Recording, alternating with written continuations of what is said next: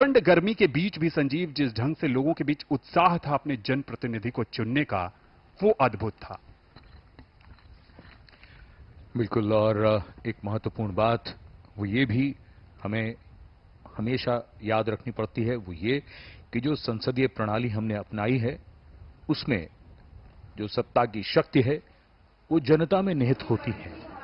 तो जनता इसीलिए अपने प्रतिनिधियों को चुनती है।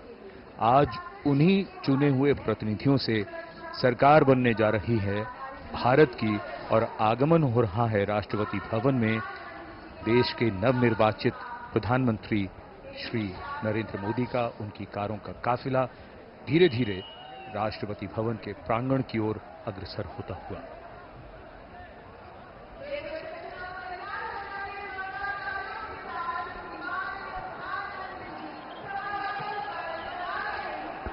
लोकतांत्रिक प्रणाली की बात कर रहे थे संजीव, और लोकतंत्र जो है वो विरासत, समानता, समरसता, स्वतंत्रता, स्वीकार्यता और समावेशिता के महत्व पर जोर देती है। और यहां पर सबकी नजरें इस ओर टिकी हैं। इस ऐतिहासिक समारोह में अब विशिष्ट अतिथियों का आगमन लगातार जारी।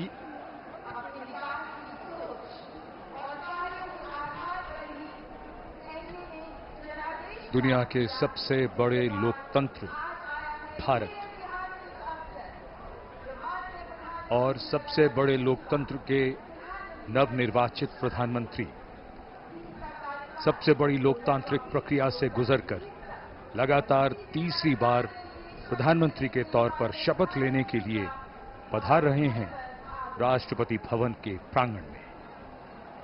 उत्तर प्रदेश के वाराणसी से बतौर सांसद तीसरी बार चुनकर आए हैं। देशवासियों का अटूट भरोसा, अपार जन समर्थन, आत्मीय स्नेह है और पिछले 10 वर्षों में नरेंद्र मोदी ने अपने कुशल और बेहतरीन नेतृत्व से ये दिखाया है कि ये देश कैसे प्रगति के पथ पर उड़ान भर रहा है। समाज के कमजोर तबके से लेकर हर वर्ग की आकांक्षाओं को पूरा करने का काम किया है प्रधानमंत्री नरेंद्र मोदी के नेतृत्व में भारत सरकार ने, एक बार फिर नई उम्मीद के साथ। शब्दों में अब क्या कहें, जो उत्साह है आप उनका स्वयं अनुभव करिए।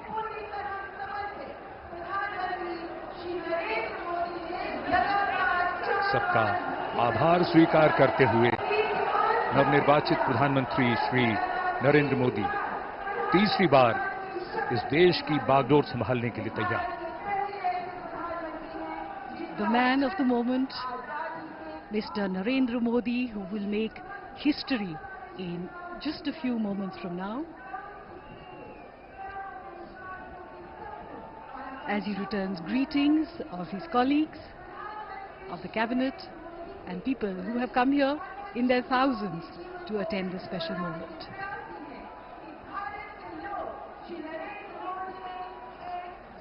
और अब हम सब प्रतीक्षा कर रहे हैं माननीय राष्ट्रपति महोदया के शुभागमन की। कुछ ही देर में वे यहां आएंगी और शपथ ग्रहण समारोह प्रारंभ होगा।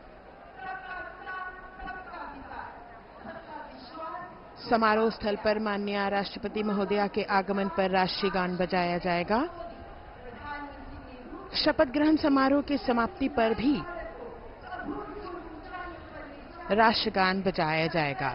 माननीय प्रधानमंत्री जी के चेहरे पर वही चमक, उत्साह, उमंग, आशा की वो किरण जिसपे 140 करोड़ देशवासियों की आशाएं, उम्मीद टिकी है। नए भारत का सृजन करने वाले, देश को अंतर्राष्ट्रीय स्तर पर चमचमाते हुए सितारे की तरह अंकित करने वाले माननीय प्रधानमंत्री जी कुछ ही देर में तीसरी बार शपथ ग्रहण करेंगे। जोरदार